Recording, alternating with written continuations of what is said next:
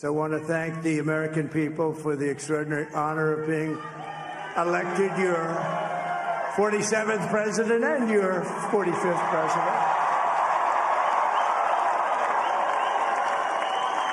And to every citizen, I will fight for you, for your family, and your future. Every single day, I will be fighting for you, and with every breath in my body, I will not rest until we have delivered the strong, safe, and prosperous America that our children deserve and that you deserve. This will truly be the golden age of America. That's what we have to have. Even in the world of sports, we have never, ever seen a comeback of this magnitude. On this particular day, no matter how much we might not like it, we all got to stand down and give props to the 47th president of the United States. It's just the truth. I'll tell you why and how it happened in a minute. Stephen A. Smith Show. Let's go.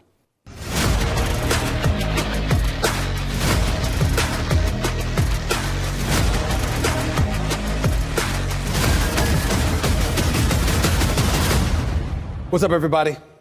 Welcome to the latest edition of the Stephen A. Smith Show, coming at you as I love to do, at the very least 3 times a week over the digital airwaves of YouTube. As always, I'd like to pause and take a moment to give props and major gratitude to my subscribers and followers. We've now eclipsed more than 896,000 subscribers on this YouTube channel, this YouTube show, the Stephen A. Smith Show. Can't thank y'all enough. Wouldn't be here, wouldn't be succeeding if it were not for you. So I thank you from the bottom of my heart. Keep the love coming, and I'm going to keep on coming. And that also applies to the folks at iHeart Radio as well, listening to me, because we've got over 3 million downloads over the last few months or so. Again, thank you so much. To continue to like and follow the show, just click the bell, and you too could be the latest member of the Stephen A. Smith Show family. You'll get all of our new content there. And while you're at it, make sure to get a copy of my New York Times best-selling book, Straight Shooter, a memoir of second chances and first takes, now in paperback. Just go to straightshooterbook.com to get yourself a copy. Once again, that's straightshooterbook.com to get yourself a copy. Let's get started with politics. That's where we've got to go, because there's no other place to start today other than the reelection of Donald J. Trump as the 47th president of the United States of America. Trump's victory was called early this morning. Needing 270 electoral college votes, he finished the evening with 292 to win the White House. Trump's reelection is a crushing blow to Kamala Harris and the Democratic Party that relied on a number of issues that ultimately fell flat with the American public, evidently. I'll get to the Democrats in a moment, but let's put Donald Trump's victory in perspective. He reclaimed the White House with a unique campaign that relied heavily on a voter turnout operation that focused on one familiar issue: the economy. In addition to that, the president-elect managed to peel votes away from once reliable Democratic support groups such as the Latinos and, of course, Black men. If you look at that number right there in the CNN exit polls, the Hispanic vote for Trump increased by 13% from what it was in 2020 when he lost to President Joe Biden. With the Black community, according to that same CNN poll, it increased by 5%. And obviously, when you hear 5%, you're automatically going to deduce that it was Black men that ultimately hurt Kamala Harris. I tend to focus on the 13%. Because I think that when you are Kamala Harris and the Democratic Party, that's really what we have to do as we take a closer look as to what transpired. I'm going to say this before I get into any of that. Donald Trump's return to the White House is the greatest comeback probably in American history. 34 felony counts, 2 impeachments. I can't count the number of mistakes that he has made. When he departed in 2020 after the insurrection at the United States Capitol, we all thought he was finished. He was done. He went back to his hub at Mar-a-Lago in Florida, and the next thing you know, plotted a return to the White House that, regardless of what they tried to throw in his direction, nothing worked. Nothing worked. Now, we could say what we want about his policies, whatever they may be. We can say what we want about his character, whatever you want to say. But when you think about leaders, one of the primary elements you're looking for from them is fight. Are you somebody that has alligator skin and a level of intestinal fortitude that few can rival? So when you got to go into the lion's den and deal with adversity, you're more than capable of doing so. Ladies and gentlemen, I don't know if any of us can definitively say we could deal with what Donald Trump dealt with and still end up back in the White House. He was definitely helped by Joe Rogan's endorsement in the wee hours before the election began, or before election day began. That played a role. He had some celebrities supporting him. I don't think that played much of a role. But ultimately, his focus on the economy and inflation ravaging us all, combined with the border issues, immigration, and over 11 to 12 million migrants entering the country illegally, and focusing on that, I thought that there were certain things that he did that were nothing short of brilliant. Now, I have been on the record stating on several occasions, the economy was one thing. I just talked to you about that. Immigration was another. I just talked to you about that. What about crime in the streets? When you look at New York City, when you look at Los Angeles, when you look at the fact that people were being arrested and the same day they were put in jail, they were getting out. And there seemed to be no punitive damage that was being suffered by those who were inflicting harm upon American citizens. What about that? Okay? And then we have to pay attention to woke culture and the cancel culture. Think about the commercials that Donald Trump was showing. Think about the commercials that involved Charlemagne the God and the Breakfast Club, when they kept playing footage of Kamala Harris saying she was in support of transgender operations taking place even for those incarcerated, while incarcerated. Think about that. Think about how they leaned on her appearing on The View, and when The View, a liberal outlet, very supportive of Kamala Harris, asked her a simple question of what, if anything, she would do differently from Joe Biden, she said there was nothing she could think of. These are the kind of things that I think hurt her. Okay? But I also lean on woke culture and cancel culture for this reason as well. They also brought up how somebody transitioning from being a male to a female were competing against women and young ladies, knowing that there were an abundance of people, not just on the right, but independents, who would not support that. They weren't going to support that. They looked at something like that and they said, what the hell is wrong with us? They hearkened back to years ago when you had people getting in trouble because instead of saying him or her or he or she, if you didn't say they, it was a violation. And ultimately that could get you in some kind of trouble. At some point in time, people were looking at those things. Now, some people would say that had nothing to do with the outcome of last night's election. I beg to differ. But ultimately what it does come down to is this. With all of those things transpiring, it gave the impression that the Dems were at the mercy of the progressives on the extreme left, which forced folks in the center to lean right and forced the right to harden their stances even more. And what did you see as a result? There was no blue wall, ladies and gentlemen. Wisconsin, Michigan, Pennsylvania, North Carolina, etc. No. They talked all evening that if North Carolina and Georgia went to Donald Trump, the only way Kamala Harris would have a chance to win the election is if she won Pennsylvania. And she lost that too. I expected a tough, tight race. What we witnessed was an annihilation. An annihilation. This was supposed to last, this debate about the election and how many votes, it was supposed to last probably until Thursday, Friday, maybe even into the weekend. Ladies and gentlemen, Fox News called it at 2 a.m. 2 a.m. We knew that Donald Trump had won back the White House. It was that kind of a romp, that kind of an annihilation. There are many, many things to insult Donald Trump about. There are many times we could have done it in the past. We can't do it today. There ain't a damn thing we can say. America has spoken. The Republicans have the White House. They have the Senate, by the way. They won back the Senate. They flipped it. And they're probably going to retain the House. They had it from 2017 to 2019. They got it back again. America has spoken.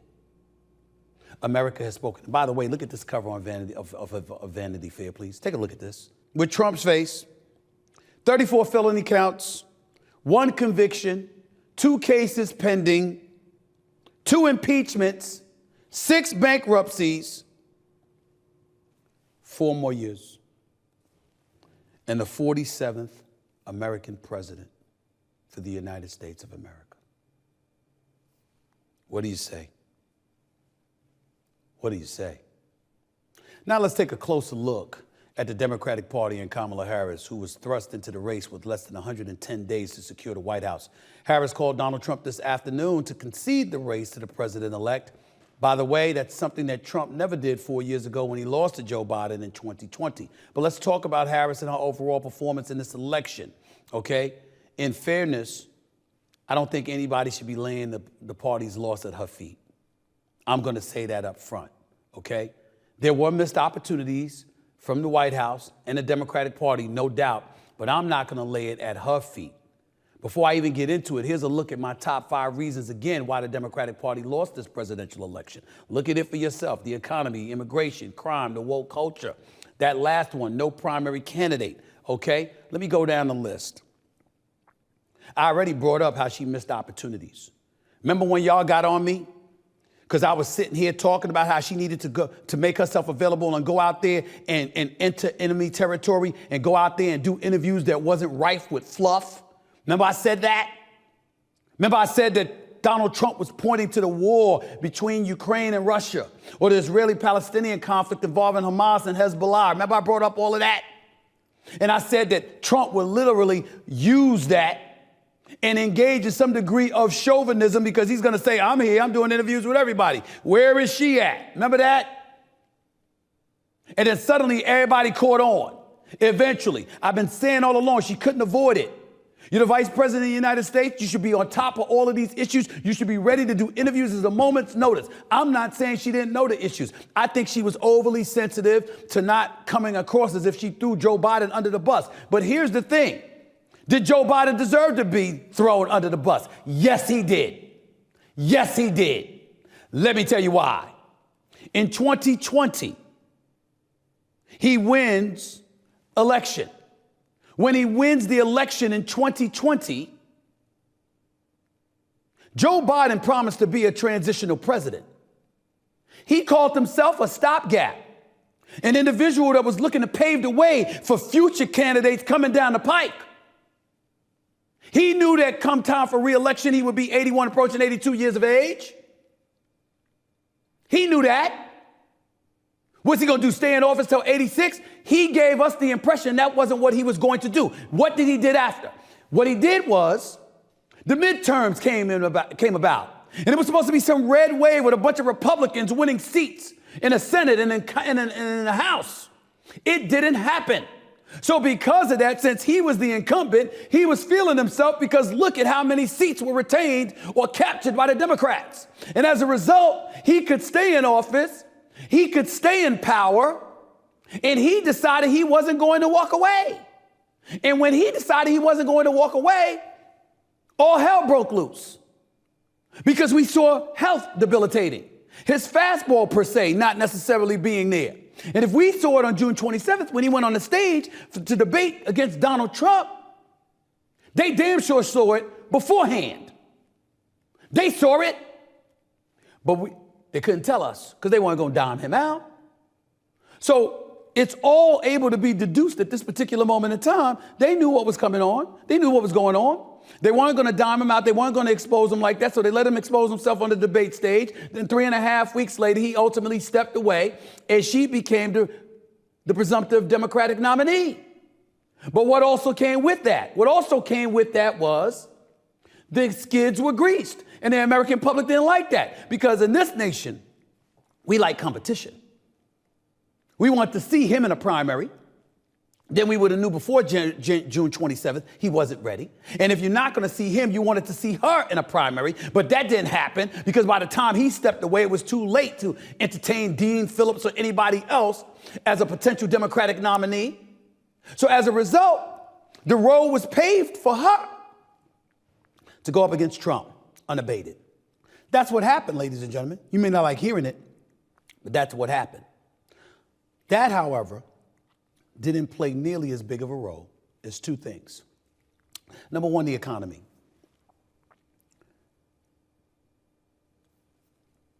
Black folks and minorities. You know what our definition of a good economy is? The value of our dollar and the dollars in our pocket.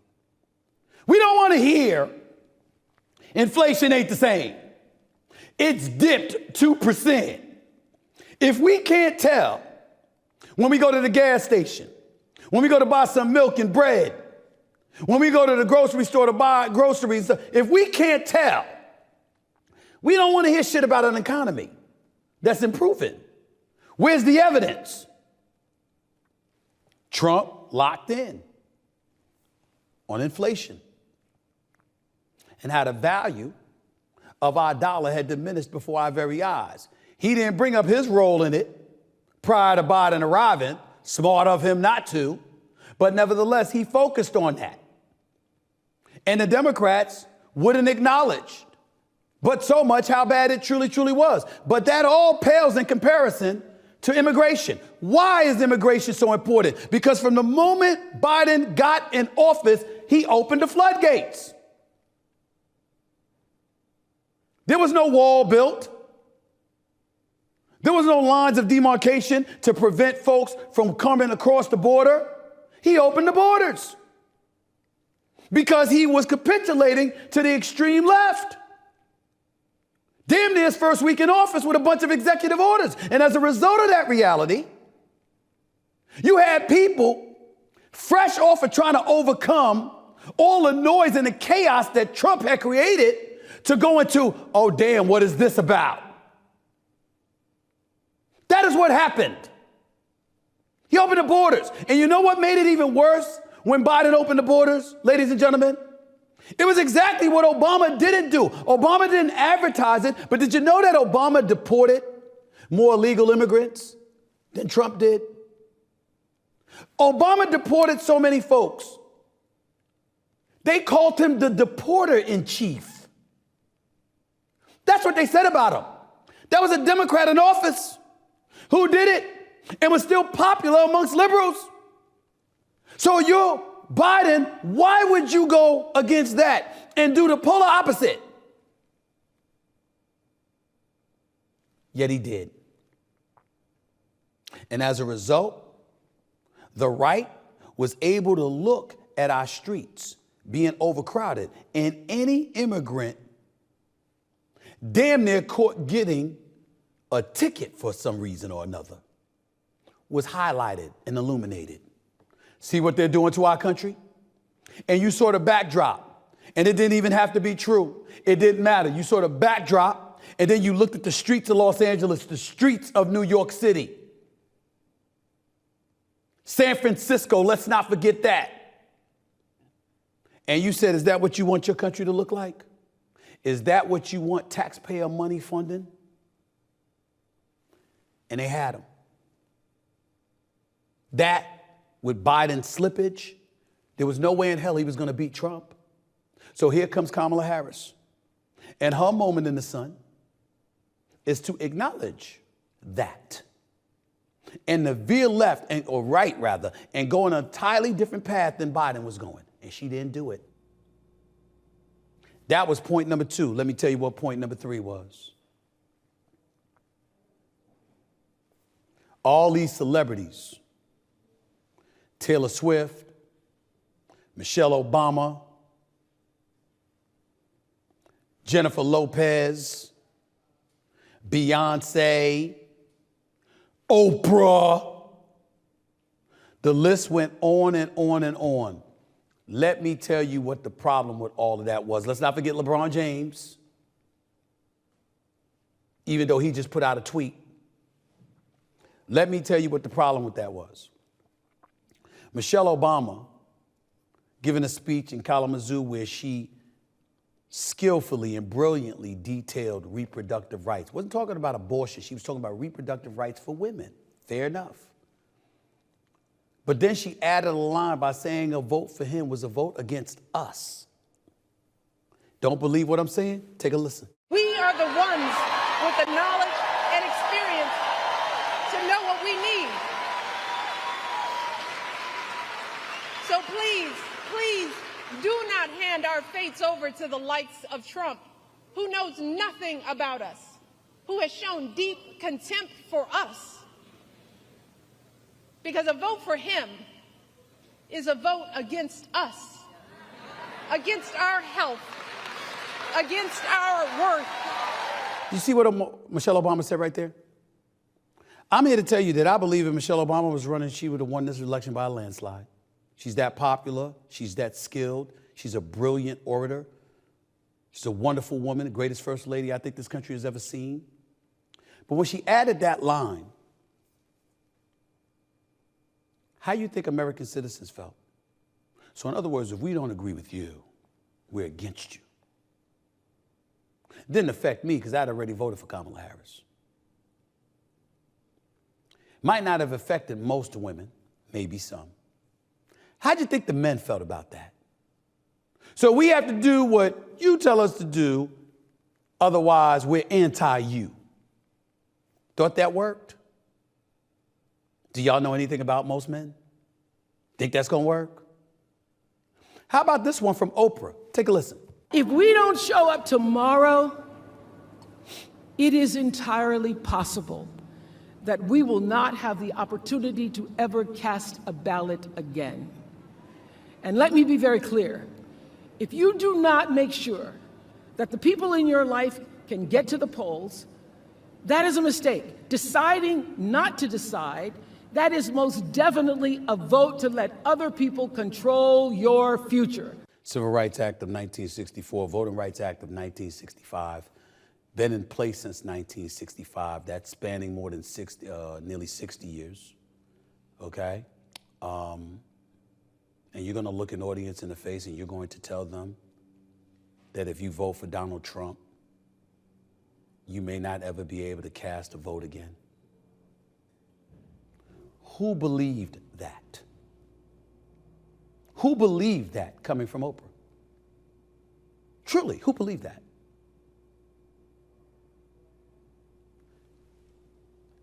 This is the kind of stuff that alienates an electorate, that alienates a vote or a voter. Because the freedom that you tell them they have, you try to confiscate morally by letting them know you ain't worth a damn unless you vote the way we say you should vote. Who's going to go for that in a general election with an economy rife with inflation, with over 12 million people coming crossing the borders, with people wondering about their dollars, the dollars that they earn, the dollars that they have in their pocket, the value of that dollar dissipating before our very eyes. But in the same breath, you're telling them that you got to take even more money out of their pocket to finance immigrants that come all across the border illegally at the behest of the Democratic Party looking to secure a voting bloc. Did you think that would work? Did you think that would work? Ladies and gentlemen, Kamala Harris wasn't perfect, but she worked her you-know-what off to try to make this happen. And to be quite honest with you, she didn't do too much that was wrong. I actually feel sorry for her because she busted her tail and did all that she could in those 110 days that she had available to her. She might could have done some things differently, fine. But she put in that work. But what we learned last night is that she never had a chance. Because too many American citizens are too disgusted with what they see from the extreme left, who are the progressives, who apparently hijacked the Democratic Party and leaned them and pulled them so far to the left that they felt, hell, even if it is Donald Trump, at least that would be closer to us recognizing the country that we live in as opposed to what we've been subjected to. And in the end, celebrities who are worth hundreds of millions, if not billions, who most American citizens feel are incredibly detached from their way of life and their quality of life, we're not going to get away in guilting them into doing something different than what their experience says is going on and what they should do about it. That's what happened, ladies and gentlemen. That's just the truth.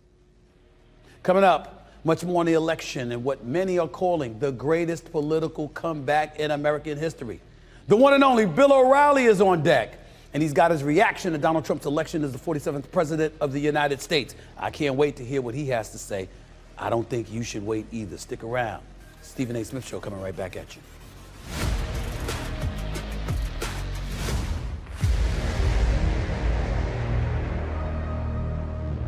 Okay, everybody, you know what time it is. It's time for Stephen A's Sports Picks. Everyone already knows I live and breathe sports, but sometimes that's not enough, and I need to be right there in the middle of all the action. So how do I solve that problem exactly? I'll tell you how. I use Prize Picks, of course. You see, Prize Picks is the largest daily fantasy sports platform in all the land with over 3 million members. With Prize Picks, you just choose 2, 3, or even up to 6 of your favorite players and then pick more or less on their projected stats for the game. Choose all the players you love to watch: Brock Purdy, Anthony Davis, and Seth Jones, all in the same entry. And get this, sign up with code SAS and Prize Picks will give you $50 instantly when you play your first $5 lineup. You don't need to win your lineup to receive the $50 bonus. It's guaranteed. All you have to do is play a $5 lineup on Prize Picks and you'll get $50 instantly. Now, let's look at my winning picks, okay? Today, I'll be picking players for this Thursday's NFL games, all right? Let's look at who we picked. First up, Ravens quarterback Lamar Jackson going up against the Cincinnati Bengals defense. More or less than 234.5 passing yards. Okay, listen. Cincinnati's defense has been suspect. So that alone is a reason to go more with Lamar Jackson, but here's another incentive for this, okay? Joe Burrow and those brothers can put up some points. With Jamar Chase, with T. Higgins and the rest of the crew, they can put up some points. What do you think Lamar Jackson going to do, just stand still and do nothing? Of course he's going to step up. He's going to handle his business. He's going to rise to the challenge because that's what he does.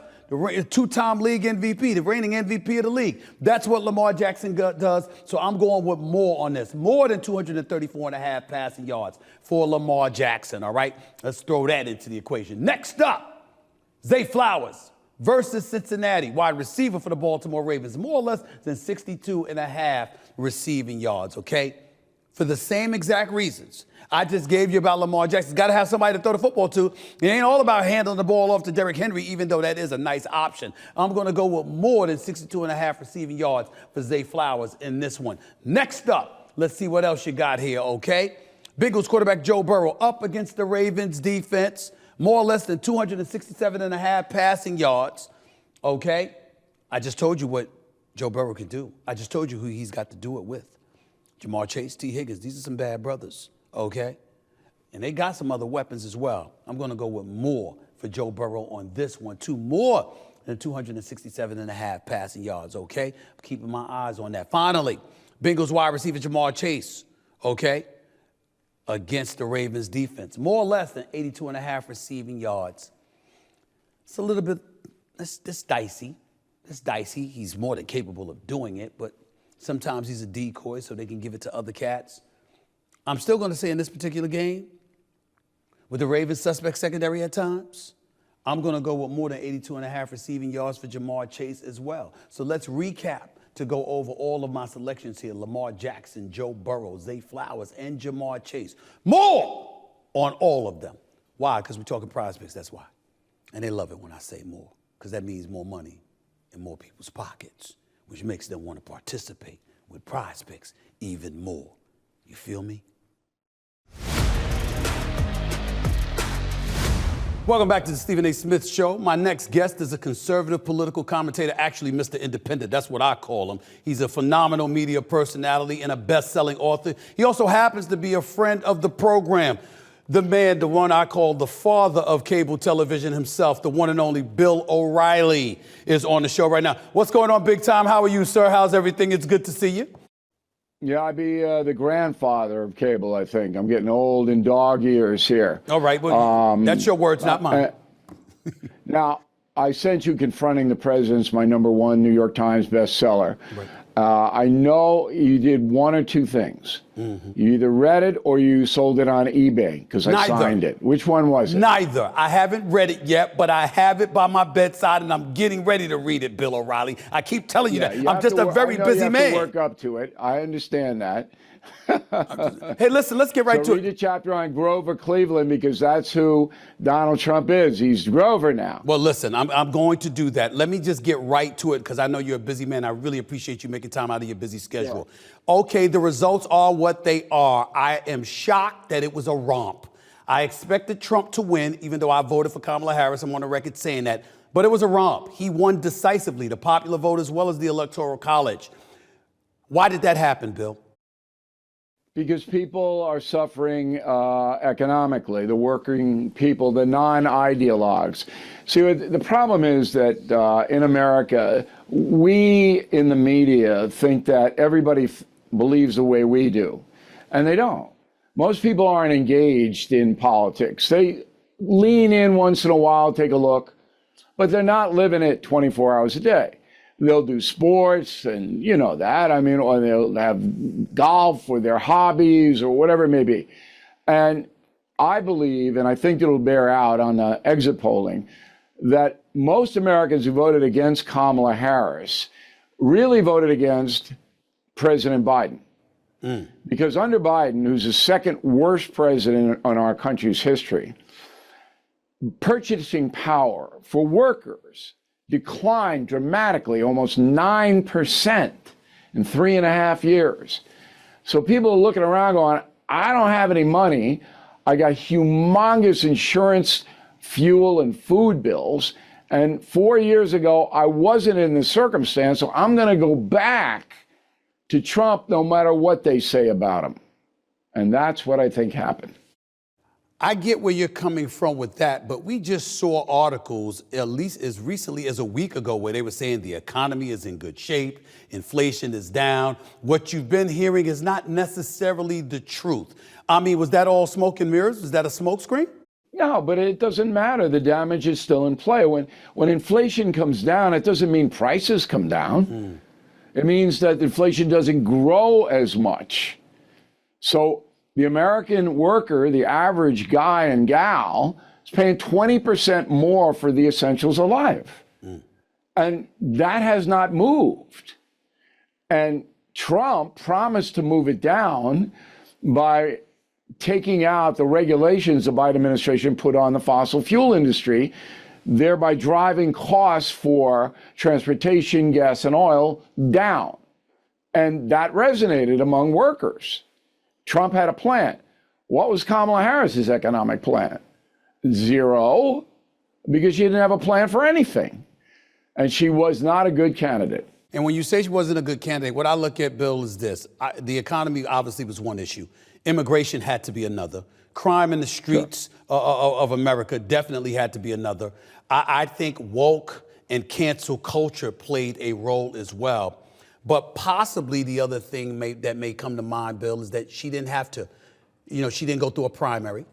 Obviously, Joe Biden escaped the primary. He ultimately bowed out after his poorest performance on June 27th.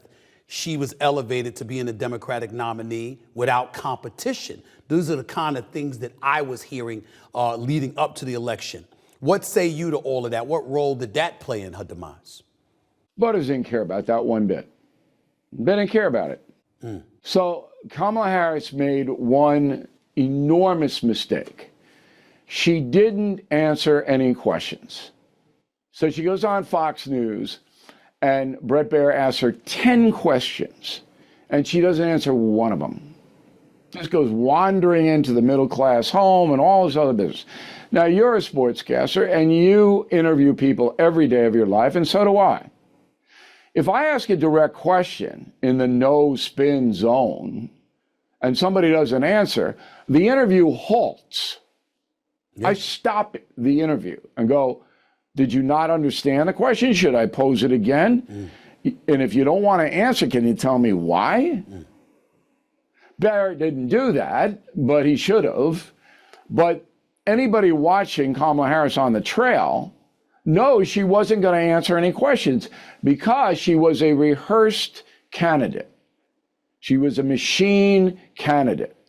She didn't have enough confidence in her own abilities to articulate problem solving, fell back on memorization. Now, the woman is excellent in front of the camera. I predict she's going to wind up on The View, or she'll be in showbiz in some capacity while she waits for the next political opening. But she absolutely insulted, I think, people watching those interviews by failing to answer the questions. Enormous mistake. Was it her, or is it the Democratic Party believing that that was the route she needed to take, and obviously she was following suit because she was in no position. She was in no position to shove aside what they wanted, though, right? They believed that she could win doing what Biden did in 20, which basically staying in house, not going out. Warren Harding in 1920, as you will learn when you read Confronting the Presidents, did the same thing, and he won, and Biden won. So the party said, yeah, we don't really have to answer these stinking questions. We can just evade.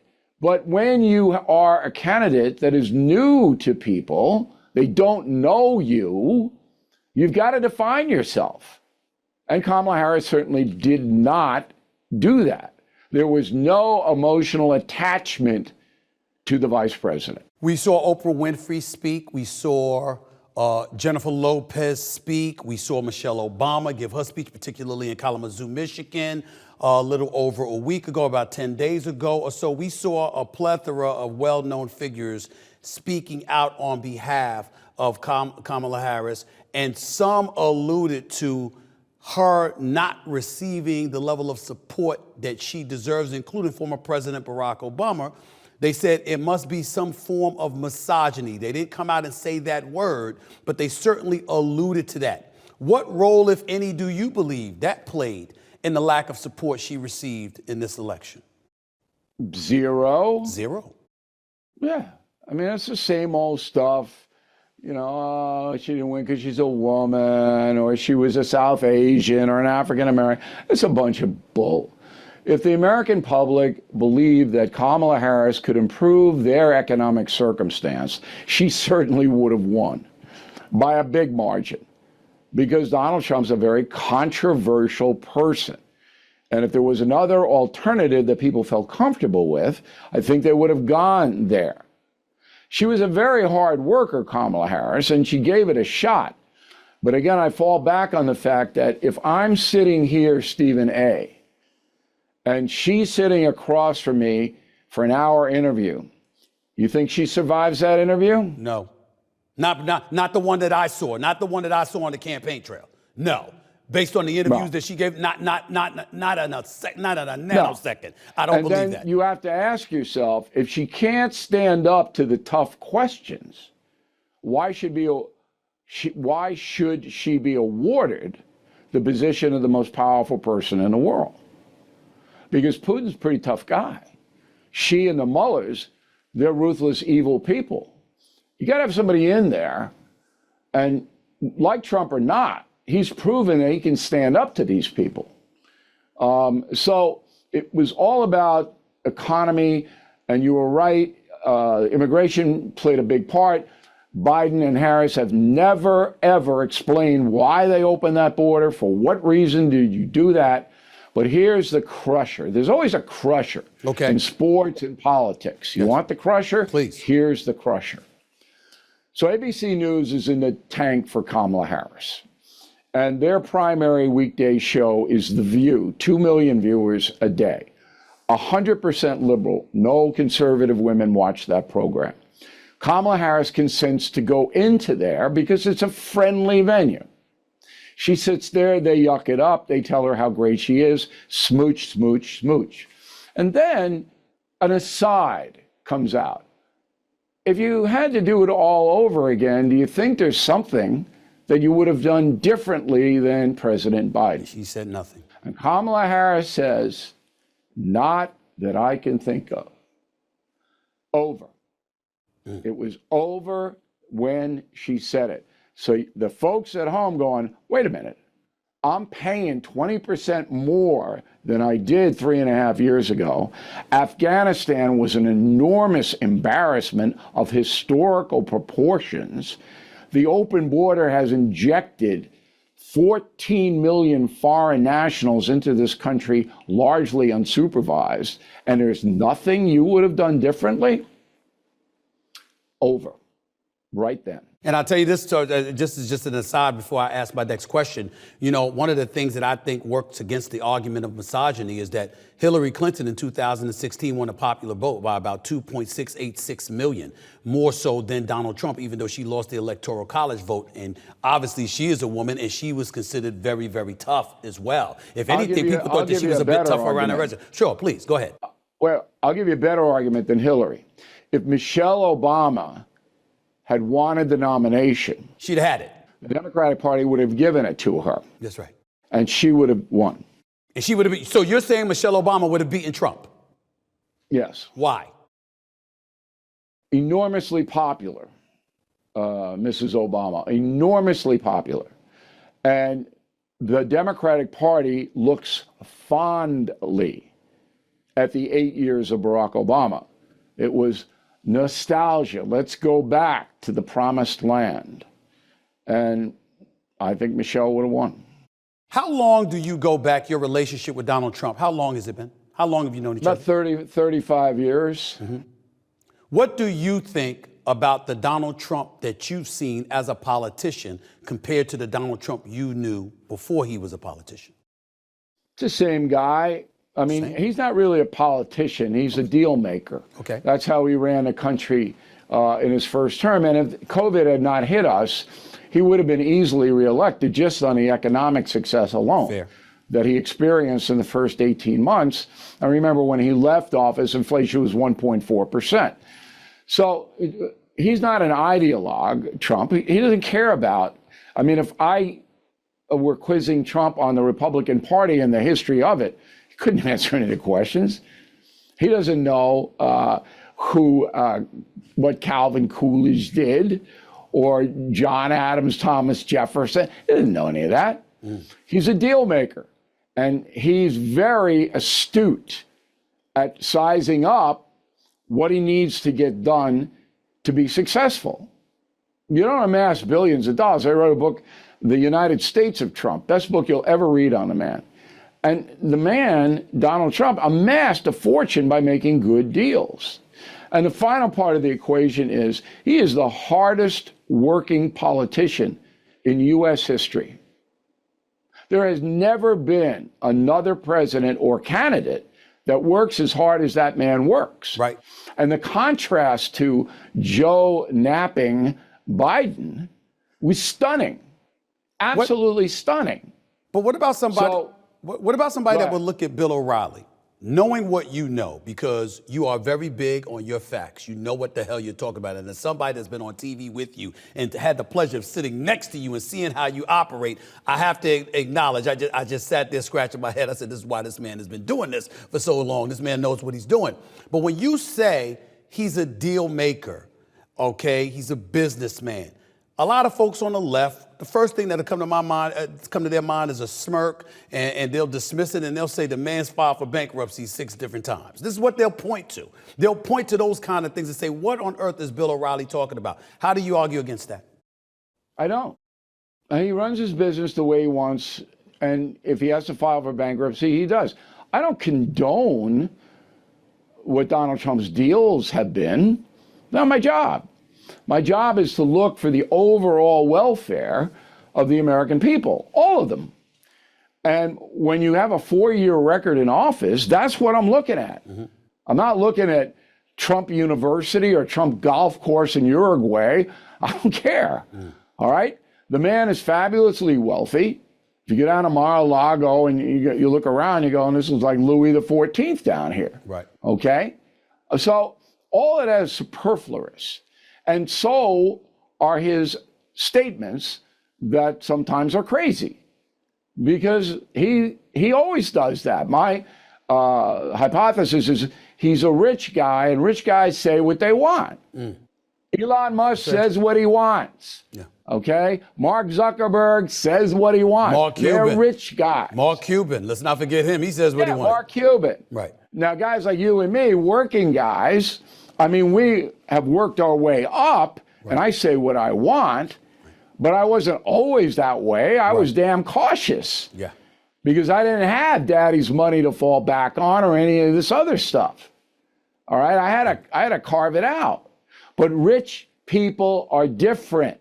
Yes, they are. And Trump is in that zone. If I want to say it, I'm going to say it. And I don't care who likes it. And that's what he does. I've always known billionaires to be that way. I know you got to get on out of here. 2 quick questions. Latinos increased their vote for Trump by 13%, according to what I read. African Americans by 5%. Why do you think that happened for Donald Trump? It's economics, pure and simple. Pure and simple. Look, when you have a president that under his administration, real wages, that's take-home pay, rise more than 7%. And then you have another president comes in right after, and real wages fall, okay, into the negative territory. They've come back a little to about 1.8%. It doesn't matter what color you are, what ethnicity you are. You're working hard for a living. You want to support your family, okay? You want to move on up like the Jeffersons. Yeah. And when you can't, you're teed off. It's not about color. It's not about any of that. Right. Now, there are some ideologues who play that game. I don't play the game, but that's why he got more. Ask me one sports question. Ask me why the New York Jets can never get out of their way. I will not ask you that question because we all know they're football purgatory. My last question to you is going to be this. How is this Trump going to be better than the Trump that was in office from 2016 to 2020? I have no idea whether he's going to be better, whether he's going to be worse. I have no idea at all. What I want for the country is for Donald Trump to succeed. Not for Donald Trump, not for Bill O'Reilly, the analyst on BillO'Reilly.com. It's going to help my business that he got reelected, but we have lots of liberals and independents watching us, and they do so because I'm not imprisoned in an ideological cage. But I want what's best for the country. And I sent out a message today on BillO'Reilly.com. I write a daily message, and everybody should go. It's free. You can read it. Donald Trump better be cautious. Second terms are harder than first terms. Grover Cleveland, the only other guy who did this, non-consecutive terms, had a horrendous second term. And Trump, the hubris, all of that, you need to tamp that down. Laser lock into cleaning up the border, raising the economy as quickly as possible, getting social disorder under control, and being very straight with the American public. That's what I hope he does. Bill O'Reilly, I really appreciate you taking time out of your busy schedule to join me today. I can't wait to have you back where I just sit here and talk to you about you and all you have accomplished in your career, particularly with all these daggone bestsellers you keep writing. So I'm looking forward to talking to you in the near future. We're going to be on Cuomo Nation, Cuomo Tonight on News Nation. I'm looking forward to that as well. Always appreciate you, my man. Thank you so much for joining me. Really appreciate it. Thank you, Stephen. I really enjoyed the conversation. Thank you. See you soon. That was Bill O'Reilly, by the way. Thanks again. He's a very, very busy man. He did not have to come on this show to talk to me about these issues, but he certainly was kind enough to do it, and I really, really appreciate it. I'm going to appreciate hearing from you all as well. I'm going to take calls only on the election and what transpired and what your thoughts may be in light of what we witnessed on election day and night just last night. Lots to get into with the callers. I can't wait to tackle that. That's up next right here on the Stephen A. Smith Show of the digital airways of YouTube and iHeartRadio. Back with more in a minute. I want to take a second to make sure everyone knows we are smack dab in the middle of the NFL season. And with games being played Thursday night, Sunday night, and Monday night, I couldn't be more excited. But what's even more exciting is that Prize Picks wants to help you cash in on all those big-time games. You see, Prize Picks is a daily fantasy app where you can pick 2 or more of your favorite players, and then you simply select more or less on the projected stats for the game. Pick a player's passing yards, rushing yards, and total touchdowns. The list is absolutely endless. And the good news just keeps coming, because with Prize Picks, you can choose from any sport you love to watch: basketball, football, hockey, soccer, even MMA, all in the same entry. I make my picks and submit early, all in less than 60 seconds. And now, with Prize Picks Live Squares option, you'll be able to place mid-game picks on full game projections. Just look for a red light indicator on a square in the app during games and pick a player's game projection after their game has started. And if you sign up now with code SAS, of course, Prize Picks will give you $50 instantly when you play your first $5 lineup. You don't need to win your lineup to receive the $50 bonus. It's guaranteed. All you have to do is play a $5 lineup on Prize Picks and you'll get $50 instantly. Pick more. Pick less. It's that easy.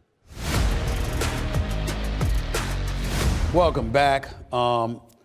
This is one of the very, very special days for me to take phone calls, because in light of the election results, I imagine that a whole bunch of people have got a whole bunch of things to say. So let's take some of the calls. Hit me up at 888-SAS-5303. That's 888-727-5303. Let's go to Roger in California. You're live with Stephen A. What's up, Roger? Talk to me. How you doing?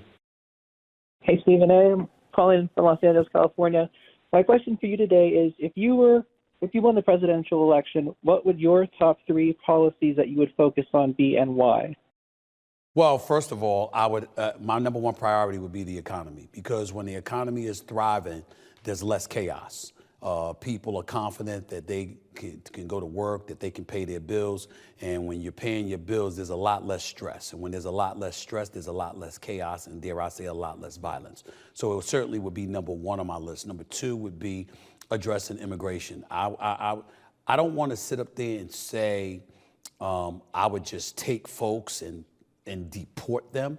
I would have to deport some folks, and I certainly would deport criminals and stuff like that, but I'm not one of those guys who believes that because you're an immigrant, you're a criminal. I hate the fact that Trump came across on too many occasions of being that loose with his tongue when it came to immigrants crossing our borders. But I can't find another country in this world that just has open borders and let people come in. And you're going to subsidize them when you know you're going to compromise the economy while doing so and jeopardize the comfortability of your citizens, of your national citizens. I would definitely address the border issues. And again, I'd be very selective in who I deported. But the one thing that I would do unapologetically is close the border. There wouldn't be anybody coming in when you already got over 12 million to 14 million immigrants here illegally. Nobody else would be coming in. I would definitely do that. And thirdly, this is the part where somebody like me would possibly be worse than Trump. I'm not tolerating a bunch of crime.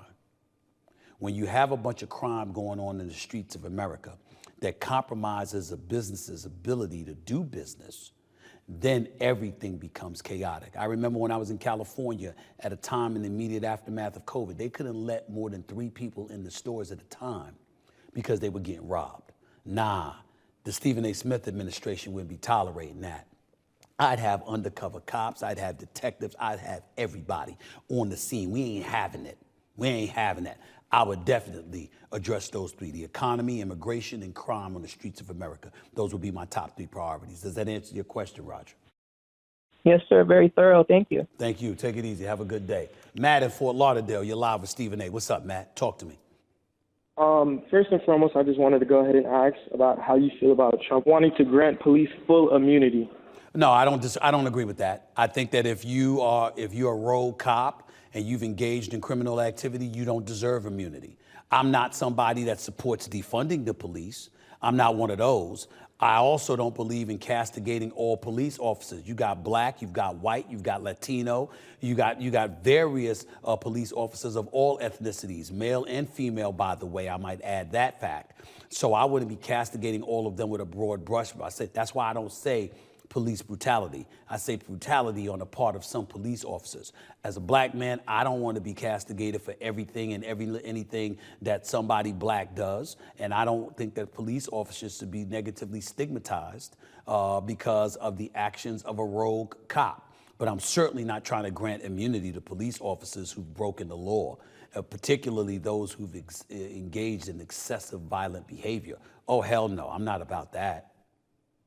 Yes, sir. I mean, I completely agree with what you said.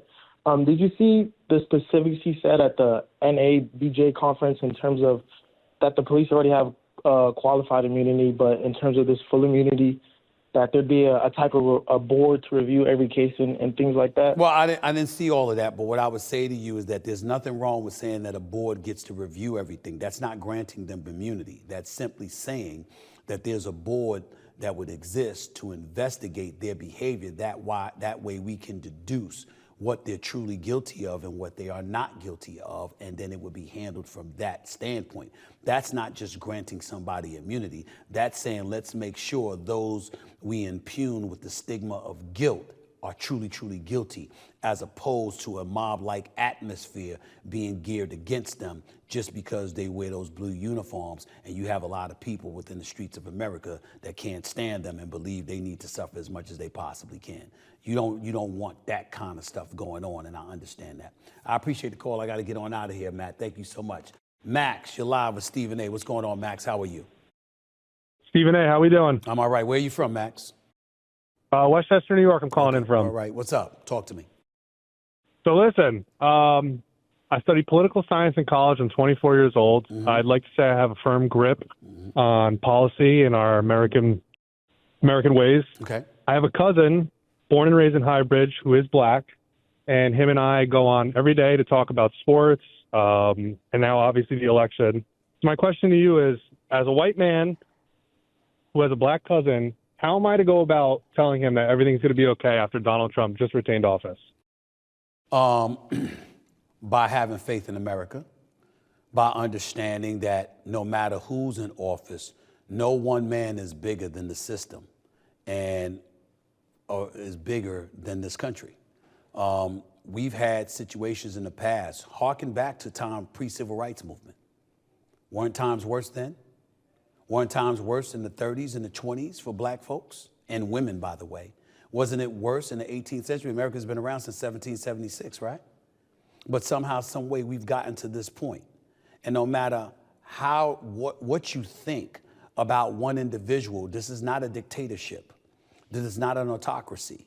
This is not, regardless of what folks were trying to say, this is not some fascist or Marxist country. This is a capitalistic society that we live in. We have 100 elected officials in the Senate. We have 435 elected officials in Congress. We got 9 Supreme Court justices. We have federal judges and state judges and all of this other stuff going on. We live in a democratic society. And there may be those who come along that threaten to upend it to some degree because they have a following, and chaos reigns because of that at certain times. But we've overcome a hell of a lot more throughout history, more so than one individual can ultimately offset and overcome. That's what you lean on, that's what you pin your hopes on, and you move forward and you march forward. Absolutely. It's hard to sit here. And again, I will never tell him how he can and can't feel. Mm-hmm. But, if you look at the polling numbers, the white demographic failed us, us being, the Democratic Party. You could say that, Max, but here's what I would tell you. Hispanics increased their support for Trump by 13%, as I revealed earlier. Black folks increased their support by 5%. Is it really about them letting down the minorities in this community, or was it them speaking up and highlighting and illuminating the frustrations that emanate from our communities, and they simply had the courage to say, I'm going to vote this way?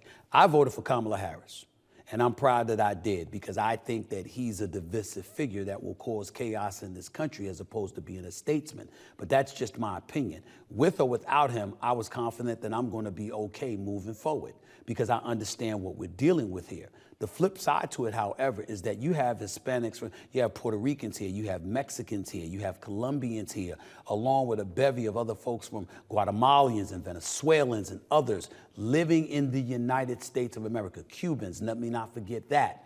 And everybody wasn't aligned. You had some people who voted for Trump. You had some people voting for Kamala Harris because they took their interest into consideration. They look at who they thought was giving them lip service and who they thought could really provoke and promote change compared to what we've been witnessing over the last 4 years. They have every right to do so. 4 years from now, he'll be gone. J.D. Vance will undoubtedly, in my mind, be his successor trying to win the presidency in 2028. Who are you going to have to go against him? What policies are you going to have in place? Are you going to lean on the extreme left, or are you going to stand firm and say, you know what, we need to inch towards the center, which is where Bill Clinton had us in the 90s from 92 to 2000, when he was a very, very popular president in the eyes of a lot of liberals. He was center left. Okay, he wasn't operating on the fringes. So these are all things we need to take into consideration. And rather than look at what Trump is bringing to the table, why not look at what we brought to the table? If you are a Democrat, what you brought to the table and how much of a turnoff it was for a lot of the American citizens out there. Max, my brother, he romped her. He romped her. He won all, there was no blue wall. He won the popular vote for the first time. And obviously the Electoral College vote. Yo, that's about a country saying to you, we don't like a lot of things, but we don't think the left has the answer. You got to deal with that. That's not about Trump. That's about the Democrats. And that's what we have to accept.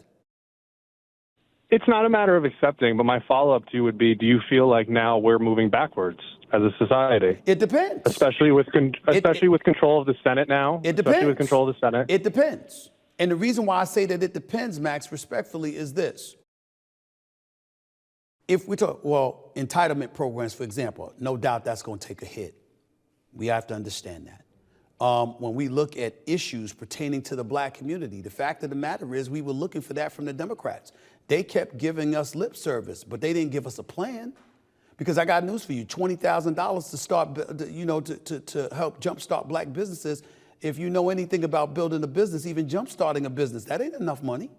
And so when you look at it from that standpoint, you've had ample opportunity and ample time. The civil rights legislation was signed in 1964, bro. 1964.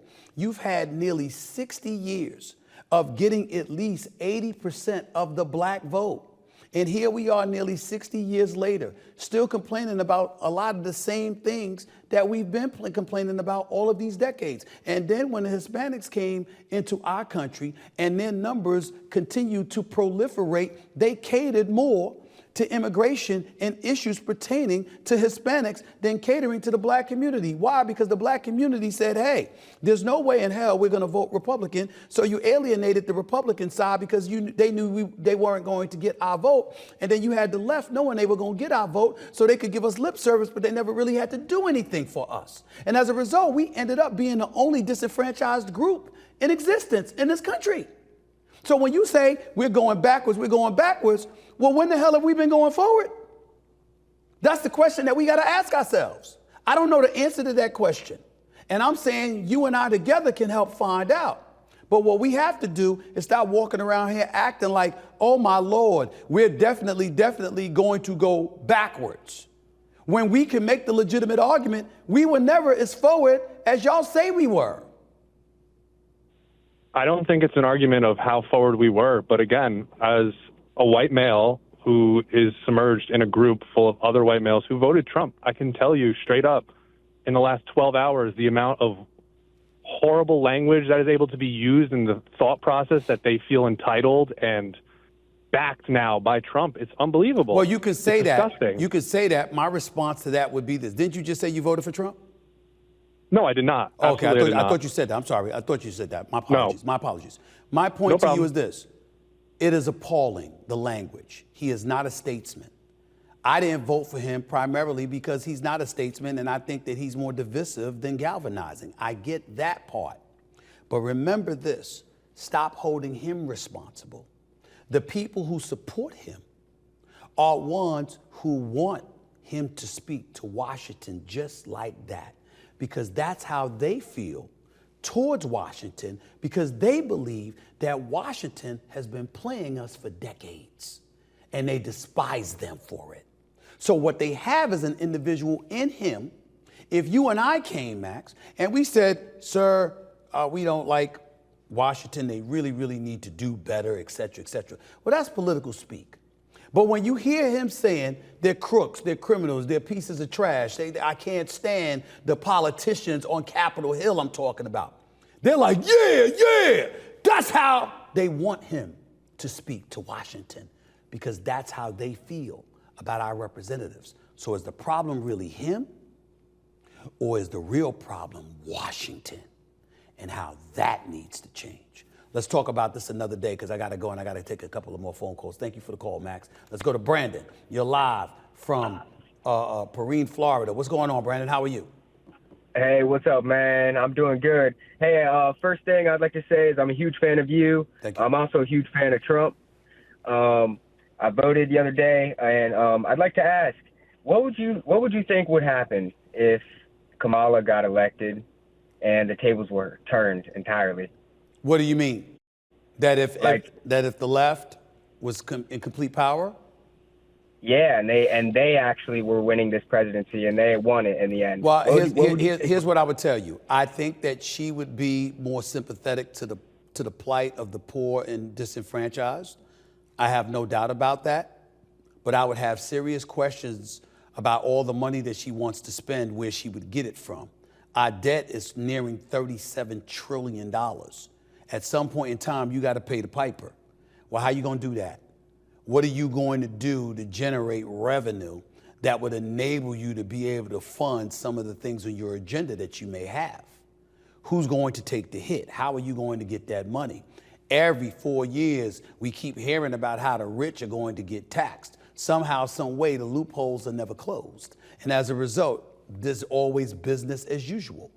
The same folks that you see them talking about is the same folks that are serving as their lobbyists and what have you, living in those, chilling in those suites during the Democratic National Convention.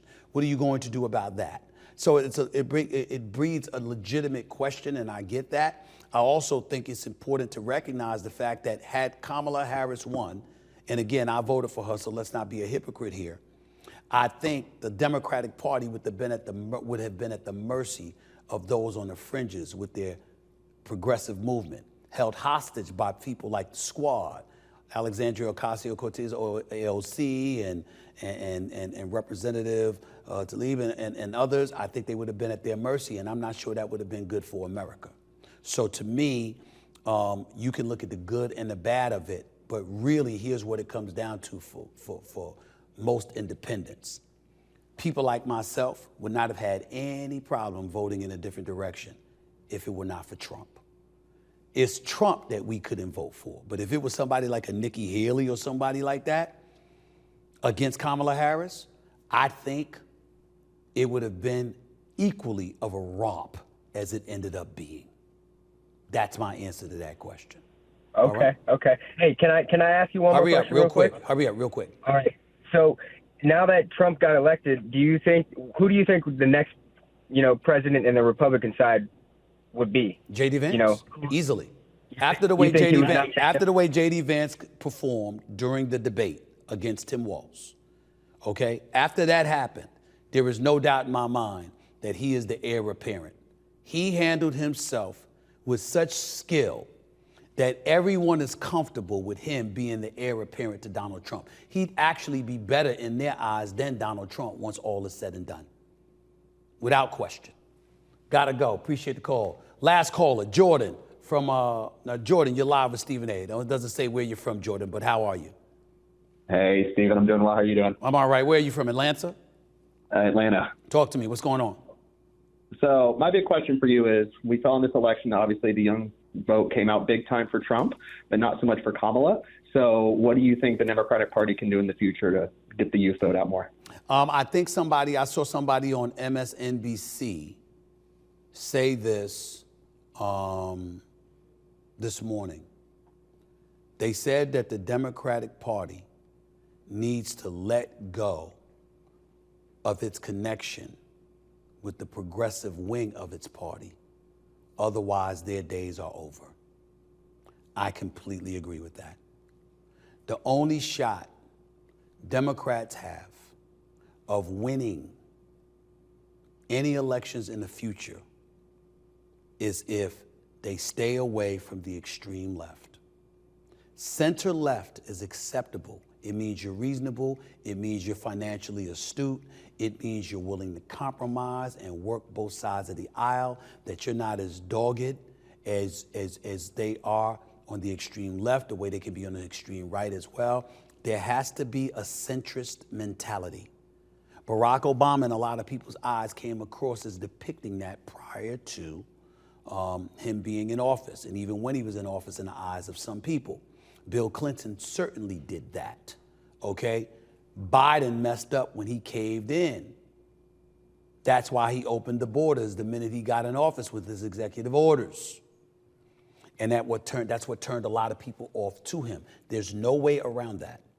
And I think that's how you have to do it. Remember, when folks were looking at the left, folks remembered the debates about whether a man should be allowed to use the same bathroom as girls because he was transitioning. Folks remember how you had men transitioning to women who wanted to play sports in women's sports. Folks remember those kind of things. And that's the kind of thing, along with stuff like defund the police and things of that nature, that folks do not want to hear. When I saw the romp that took place, the decisive fashion in which Trump won this election, you know what I walked away thinking? What my boys, like my man Jeff in California, who's a staunch Republican, always told me. He said, folks on the left, they will argue, they will fight, they will protest, they will do all of that stuff. He said, us Republicans, we don't say anything. We just go out and vote. And what I thought about is, think about this. Leading up to the election, there was a whole bunch of people. You had some folks, and I think one of the callers mispronounced the name. Her name is Kamala Harris. I'm not accusing them of being there on purpose, but we know her name, and we know how it's pronounced by now. Stop mispronouncing her name. It's Kamala Harris, okay? But what happened? Think about this leading up to the election. They said the polls had it very, very tight. I had renowned pollster Frank Luntz tell me that this wouldn't be decided in days. It might take until next week for them to make a decision before the polls closed last night. Ladies and gentlemen, the polls closed at 7 on the East Coast. And Donald Trump was announced as president-elect by 2 a.m. In 7 hours, he had over 270 electoral college votes, 292 to be exact, in 7 hours. That's America speaking. We tired of all of this. Let's reel ourselves back to familiar territory. No matter how tense and stressful it may be, it needs to be familiar. Not this other stuff we've been dealing with all of these years. Enough's enough. And they have spoken. Donald Trump is in the White House. The Republicans control the Senate and likely the House. That 6-3 majority in the Supreme Court, it potentially may escalate to 7-2.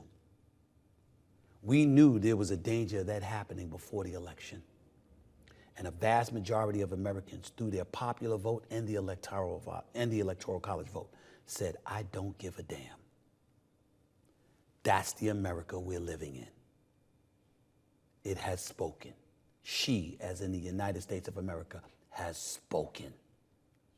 We have to stand down and accept it at least for the next couple of years, and then 4 years from now. But today, we have no choice. Gotta eat it. America has spoken. America has said enough. That's it. Appreciate y'all watching. That's it for this edition of the Stephen A. Smith Show. I'll holler at y'all in a couple of days. Until then, peace and love, everybody. Thanks again to Bill O'Reilly, by the way. Appreciate him coming on board. Have more to discuss in the future, but I'll get back to a lot of sports as well.